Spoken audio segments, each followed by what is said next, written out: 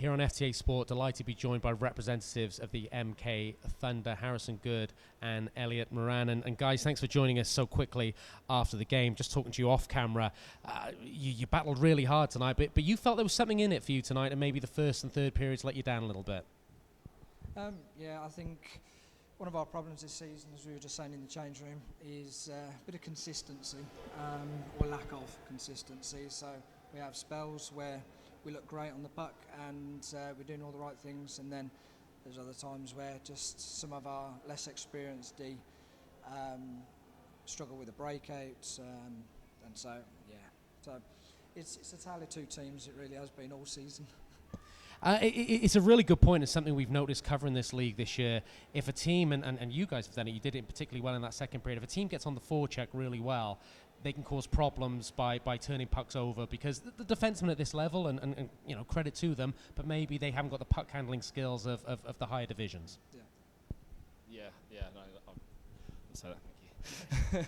Yeah, I mean, it's right. Like when we get, we're very much a momentum team. You know, when we get a few goals, I think the guys' spirits lift a little bit. I think always with this game in particular, going down 3 goals in the first period, it's always an uphill struggle after that, and we know that it's going to be even harder rather than starting from 0-0. So we knew that it was going to be uphill in the second period. We did quite well to bag 2 goals and win the period 2-0. And then the third period just kind of let us down a little bit, and tired legs perhaps as well. We kind of gave it our all in the second and felt the effects of that in the third. So it's one of those that sort of going back to what Elliot said, the consistency side of things is something that we have struggled with at times. Something I wanted to pick up on, guys, and your second period was good, but you're trailing 3-0, but you've got a power play time, and you've got 5-on-3. We've had some housekeeping issues here tonight. The Zamboni not working. The ice wasn't great at the start of the second period. I assume that kind of negates almost the advantage of having that 5-on-3 power play. Yeah, it's good and it's bad at the same time, because it's bad for everyone. The team killing the penalty, you might get a couple of lucky bounces. The passes aren't maybe not going your way.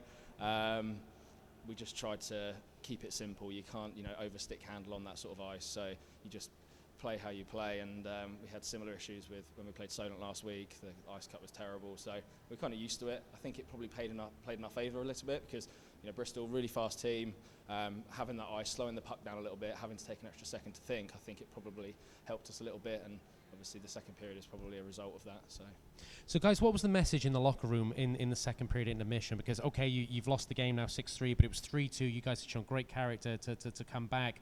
Was it almost stick and twist? Was it neutral zone trap and take chances? Was it go on the forecheck? What were you guys talking about in that second period intermission? So the main thing was that we sort of fought our way back into the game. So be excited about it, aggressive on the forecheck, try and, as we said before, force them to turn the puck over. The one thing that Bristol do really well is they're aggressive on the forecheck. We get no time in our own zone with the puck, and when it is, they harry us. And Bristol have got that sort of really good combination of experienced players, but then that sort of very, very fast youth, and then a well-drilled unit. So they kind of did to us what we wanted to do to them. So And I guess, like a final question, and I know we've only got a couple of minutes here rather than an hour and a half to do a whole presentation, but what I'm interested to know from you guys is, at the moment you're a bottom of the league team. That doesn't lie, but there's obviously a lot of potential here. There's a lot of young guys coming through. What's the state of play for the Thunder? What's the progression that you guys, what's the journey that you guys are going to be on going into next season and beyond? For me personally, I'd like to bring in a bit of experience in that, bottom of the league team, it's always very difficult to attract new players coming in, and indeed keep hold of players to make sure they don't leave us. Okay. There was a nod there. I'm going to put you on the spot. Okay. And yes, we do have some young lads coming through. They're not very big, but there's a lot of talent there. But there's quite a big step between where they are now and where they need to be. And so what I'd like to do is bring in a little bit of security to bridge that gap, so we can still keep continuing building the youngsters. With a bit of security of some of the older players, giving them sort of pat on the back, and a word in the ear when course. I can't do it. A little bit of mentoring. And Harrison, from your perspective, you're an offensive threat, but maybe this season you haven't quite had that secondary scoring punch that some of the top teams have had. Is that something you'd look for, maybe to a couple of guys to come in who can lighten the load a little bit? Yeah, I mean, our other line mate wasn't here today. He's in France, so we've been playing with one of our imports, Julian, my brother and I, who we play really well together. I think the thing that we look for really, and what we probably need, is a bit of a stronger back line with the defence.